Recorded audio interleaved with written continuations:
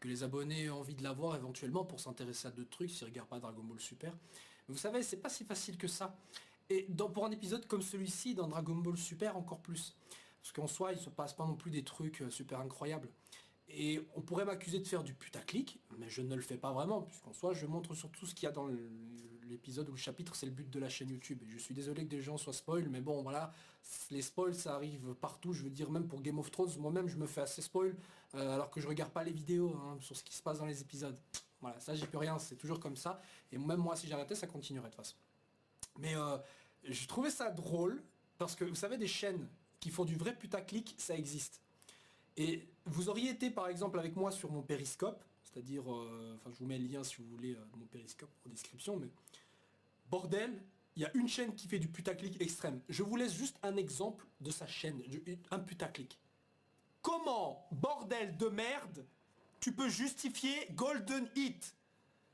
En plus le mec il met genre tu vois oh my fucking god, genre tu vois c'est un truc incroyable alors que ça vient tout droit de son imaginaire. Mais putain, tu fais du putaclic extrême en mettant Golden Hit, bordel.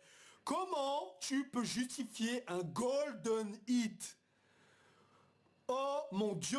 En plus avec le montage couleur, mais Golden Hit, putain, c'est comme si je mettais par exemple, je sais pas, t'imagines, je ferais une vidéo sur sur KB, Super Saiyan légendaire aux cheveux verts. Oh mon dieu, il l'a fait!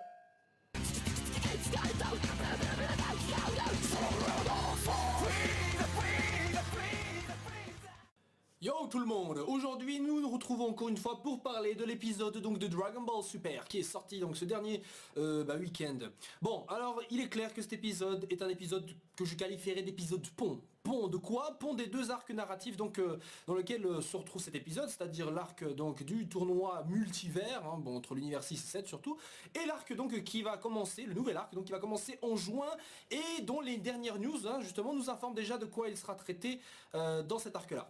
Bon, je ferai voilà une vidéo qui normalement devrait sortir dit aujourd'hui ou demain, voilà, je sais qu'au niveau de mes vidéos je dis que ça sort souvent ce jour-là ou ce jour-là, mais voilà, on peut pas prévoir, les choses se font sur le tas. Donc dans cet épisode on a vraiment des petites aventures comme ça, retour à la vie évidemment après une grosse baston, c'est un peu normal. Mais ici on se préoccupe plutôt du lien entre Goku et sa petite fille, hein, la fille de son fils, hein, j'appelais ça une petite fille mais dans le sens enfin, vous comprenez le délire quoi. Donc Pan. Alors évidemment qu'est-ce qu'on sait déjà de Pan? Bah si ce n'est qu'à la fin de DBZ elle devient une fille qui est très attachée à son petit grand-père, hein, voilà, les deux sont assez proches, rigolent, même dans l'animé ça a été encore un peu plus accentué, on voit carrément des flashbacks et des scènes où les deux sont assez proches, hein, ils s'amusent bien et tout, hein, qui crée une véritable connexion entre les deux personnages. Et c'est vrai qu'il était assez important de s'attarder évidemment sur déjà ce lien entre les deux, puisque jusqu'à présent Goku et Pan n'ont pas vraiment eu de scène si importante que ça l'un avec l'autre. Bon, en fait tout ce qu'on retient de cet épisode déjà en grande partie c'est que Goku est un très mauvais père, bon déjà ça on le savait, mais surtout grand-père aussi, la preuve comme vous voyez comment il tient il tient Pan, genre vas-y c'est un petit putain mais il tient vraiment ça comme une bouteille de bière quoi, comme moi je tiendrais ça en tout cas quand je suis bourré quoi. Non sérieusement il le tient quand même un gosse sur un toit, vous allez me dire ouais Goku il est rapide, il va le rattraper, mais il n'empêche que c'est quand même irresponsable, hein. Tu verrais pas, tu verrais Vidal en train de stresser, hein. Tu verrais Gohan en train de faire Ton-san, Nani, tu vois, des trucs comme ça. Bon, en soi, évidemment, c'est ce que je pensais au début de l'épisode, puisque par la suite, on voit surtout que Pan, putain, elle est digne de correspondre à la légende de Broly dans le film. Genre, la meuf, elle naît avec 10 000 unités de puissance. Et ben là, c'est pareil, Pan, elle naît, va carrément déjà dans l'espace, elle apprend à voler, enfin, dans l'espace, presque dans l'espace en tout cas. Elle s'est déjà volée, normal, alors que Goku, les autres, ils ont dû attendre de voir Tenshin Han arriver pour apprendre cette technique-là. Putain, mais c'était un truc de malade, ça.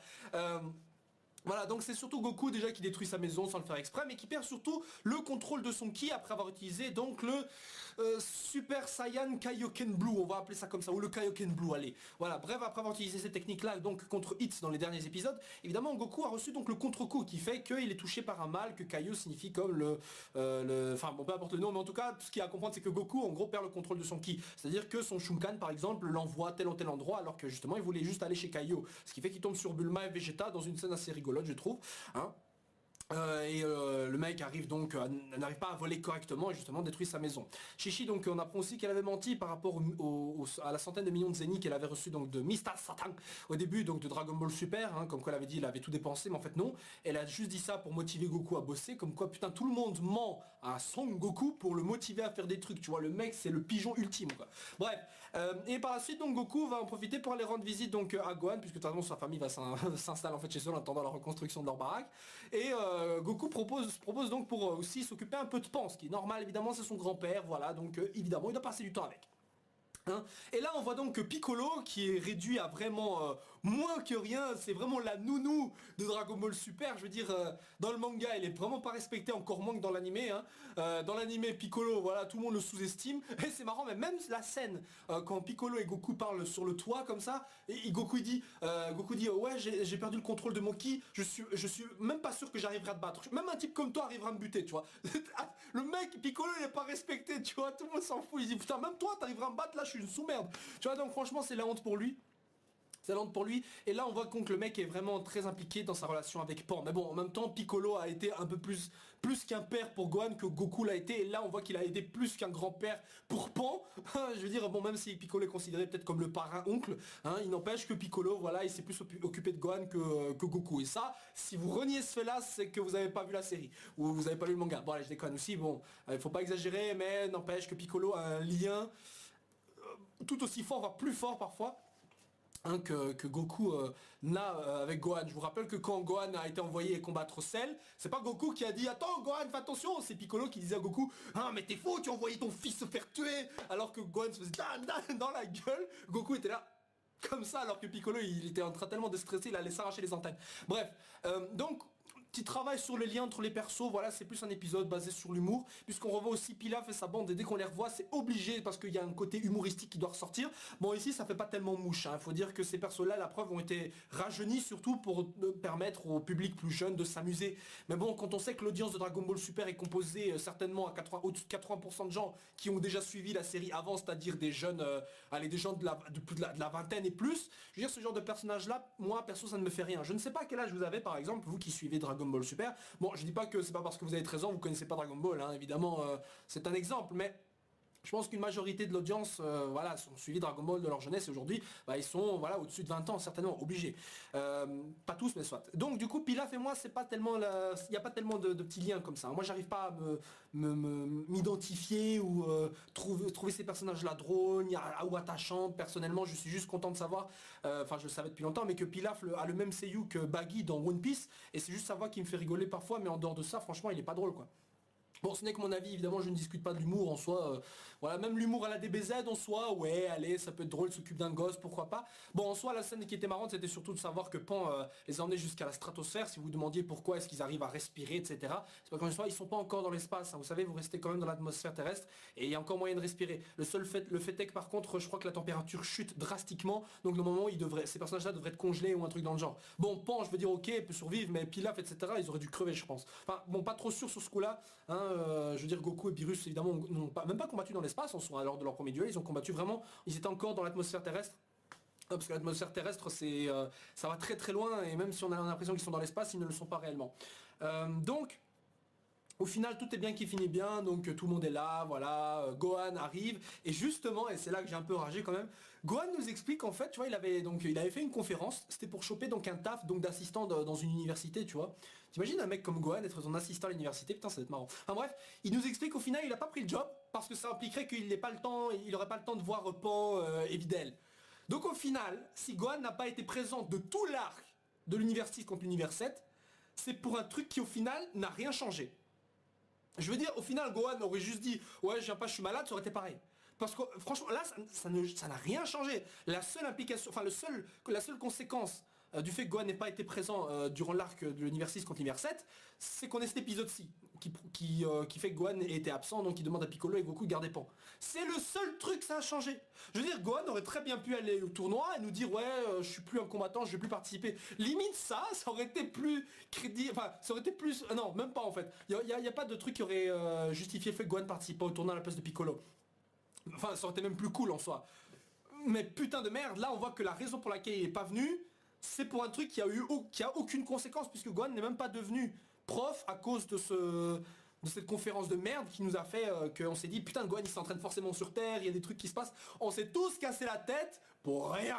Bref, et ça c'est un truc assez fâcheux, mais bon soit c'est la décision de la Toei de faire ça. Finalement je comprends pas trop l'intérêt, donc c'est juste pour que Gohan ne participe pas au tournoi et qu'il se fasse pas humilier, mais au final même son remplaçant Piccolo s'est fait baiser. Donc voilà, je pense qu'ils se sont dit ouais je pense qu'on a quand même assez humilié Gohan, allez c'est le tour de Piccolo maintenant, tag team quoi. Bref. L'épisode donc se termine sur une note comme quoi tout le monde ne se doute pas du tout du pouvoir de Pan qu'elle a en elle. Bon alors maintenant même Goku dit Goku dit donc que Pan va se transformer en Super Saiyan bientôt et tout. C'est vrai qu'à la fin de Dragon Ball Z on n'a pas vu Pan se transformer bien entendu. Bon même si elle pouvait le faire je pense pas que voilà elle l'aurait fait à ce stade là d'histoire. Mais évidemment je pense qu'elle était un peu trop jeune pour se transformer. Quoique maintenant quand on voit ce qu'elle est capable de faire en tant que nouveau-né là, capable de voler là, déployer une puissance qui lui permette pour un nouveau-né quand même, de porter 3 personnes, bon quand même des gosses, mais quand même 3 personnes, voilà, c'est pas non plus rien quoi, bref. Donc du coup, c'était un épisode, comme je l'ai dit, dont l'animation était à certains passages assez bof vers la fin de l'épisode, ça s'est un peu amélioré, bon soit. Au niveau de la musique, bon rien à dire, hein, les musiques quand apparaissent, le gang de Pilaf, putain je déteste, franchement c'est le genre de son que je déteste vraiment, j'aime pas du tout. Voilà donc si je devais noter donc cet épisode je lui donnerais une note de 4 sur 10 parce que c'est quand même les 5 sur 10 parce que c'est quand même assez intéressant de s'attarder un peu sur le lien entre les personnages, travailler un peu plus ces interactions qui étaient importantes, surtout le fait de revoir Gohan et suivre sa vie de tous les jours. Bon. Ouais, en soi, c'est pas tellement intéressant non plus, mais quoi qu'il en soit, c'était un épisode, voilà, je m'y attendais pas. Et vous vous dites certainement, mais mais Gonzalo, pardon, putain, Goku, je m'appelle pas Goku. Mais Gonzalo, t'as oublié de parler d'un truc. Oui, Arale. Ah, les gens qui disaient, putain, on va revoir Arale, ça va être drôle. Arale n'a eu qu'une apparition de maximum 5-6 secondes. C'est tout ce qu'elle a eu. Alors j'espère que dans les interviews qui disent ouais Arale fait son comeback, c'était pas genre un comeback que pour ça. Faut pas se foutre de notre gueule. On nous fait un teasing quoi, putain on va voir Arale, on va voir les racines de Dragon Ball, limiter les liens avec Dr Slump et tout, et bah, ça va être un truc ultra marrant. Pour une apparition de 6 secondes de tout ce qu'il fait, c'est non, non. J'espère que le retour d'Arale soi-disant annoncé c'était pour un truc plus évidemment consistant que ça. Vous allez me dire mais c'est évident Gonzalo. Mais j'ai envie de dire ouais on sait jamais quand même. On sait jamais. Donc évidemment je m'attends quand même un peu plus d'apparition d'Arale. Pourquoi pas? Parce qu'en soi Arale, je sais pas si vous le savez mais dans son propre manga, elle est capable de péter la Terre en deux, de déplacer des planètes et des trucs dans le genre. Hein. Ah oui, je rigole pas, c'est vrai. Et donc ça aurait été marrant de confronter cette puissance incroyable et inimaginable qui en soi est relatif au gag manga, parce que dans les gags manga, la logique et la raison ne s'appliquent pas tellement. C'est-à-dire que la meuf, elle est capable de péter la gueule en deux, enfin la Terre en deux, c'est pour l'effet comique et drôle du manga. Mais si vous mettez cet univers-là dans l'univers de DBZ où la puissance, franchement, doit garder une certaine logique, enfin à une certaine mesure, mais doit garder une certaine logique, on se retrouve avec deux mondes qui justement pourraient... les risques il y a c'est normalement deux mondes qui ne devraient pas se mélanger parce que comme j'ai dit Arale c'est vraiment dans la démesure totale sans garder de vraie logique alors que l'univers des BZ garde une certaine logique dans son univers et donc mélanger les deux normalement ça devrait pas être ça devrait pas tellement bien finir parce qu'on arriverait à des scènes où Arale pète la gueule de Goku en Super Saiyan Blue mais on pourrait dire attends c'est pas logique Goku il est plus aussi fort qu'un dieu Arale pourrait pas lui péter la gueule et d'un autre côté on pourrait dire oui mais c'est le côté effet comique c'est normal c'est Arale lui pète la gueule c'est comme ça voilà on pourrait justifier les deux mais au final on arriverait à un débat stérile où tout le monde va s'engueuler quoi. Tout le monde s'engueule comme si je faisais un débat Ultimate Gohan versus Goku Saiyan 3 tu vois le même genre de débat qui dure depuis des années et qui ne se terminera jamais comme les Goku vs Superman, Goku vs Saitama, tout le monde pourra dire ce que voilà vous pouvez dire ce que vous voulez c'est des débats stériles qui ne mènent à rien au final franchement à rien. Et maintenant concernant donc la preview de l'épisode suivant, et ne me parlez pas s'il vous plaît des titres des futurs épisodes qui vont sortir parce que j'en ai déjà parlé à la fin de 2 anciennes vidéos je pense. Bref, concernant donc le preview de l'épisode suivant, on se retrouve surtout ici dans un nouvel petit arc je pense parce que je pense l'histoire donc qui va traiter dont l'épisode suivant va traiter ne s'arrêtera pas là, il va concerner l'épisode encore après. Donc c'est juste une histoire de 2 épisodes je pense. Quoi qu'il en soit, Dans cet épisode-là, nous voyons vite fait Goten, Trunks et avec Monaka sur une autre planète où visiblement celui-ci a fait une livraison.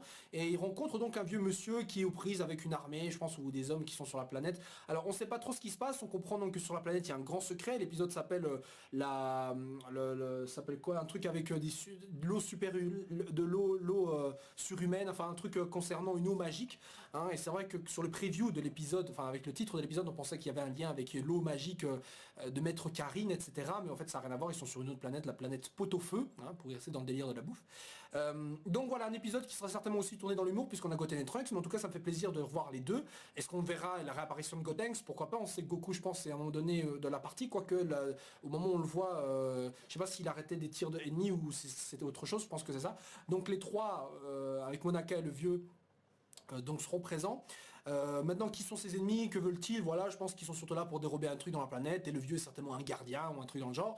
Et à la fin, qu'est-ce qui se passera? Bah, sous le moins, Monaka va peut-être boire l'eau qui soi-disant rend super fort les gens, et au final ça rend pas super fort. Voilà, j'en sais rien, ça restera dans le délire de DBZ, les trucs super sacrés finalement ne rendent pas vraiment super fort. Enfin, quoique, allez, j'exagère. Mais quoi qu'il en soit, donc ce sera certainement un truc comme ça. Voilà, pas vraiment de grosses news super incroyable. Je pense que l'apparition de Monaka c'était aussi pour rentabiliser un peu enfin c'était pour surtout pour respecter un peu le contrat du seiyuu, parce que les seiyuu en signant certains contrats parfois ont des lignes, ont un certain nombre de lignes fixes ou d'apparition dans les épisodes, pardon, c'est plutôt ça. C'est dans certains seiyuu doivent, en signant leur contrat, signent pour justement j'allais dire parler dans un certain nombre d'épisodes, et puis dans tous les cas c'est surtout parce que le seiyuu de Monaka coûte certainement moins cher que de payer celui de Vegeta ou quoi. Voilà, bon, je dis des trucs comme ça parce que je m'y connais pas trop de ce côté-là pour les seiyuu, mais c'est ce que j'ai compris en fait en lisant certaines interviews, donc voilà. Bon, quoi qu'il en soit, on se retrouve donc la semaine prochaine pour cet épisode-là qui encore une fois est un épisode pont, mais j'espère on aura peut-être des petits éléments, peut-être les Tsufur, oui, parce que les designs des méchants là, ils ont un petit côté, je sais pas pourquoi, qui me faisait penser au Tsufur. Mais maintenant je peux me tromper, il me rappelle aussi la gueule du mec, comment il s'appelle, le général Rild dans Dragon Ball GT. Waouh, le mec qui va super loin, non je déconne, en fait ils ont peut-être aucun rapport, mais je sais pas, c'est un petit truc qui me trottait dans la tête. Voilà, sur ça les gens, ciao ciao et à la semaine prochaine. Donnez-moi votre avis donc sur cette preview éventuellement dans les commentaires. Ciao ciao et à la semaine prochaine. Zoom.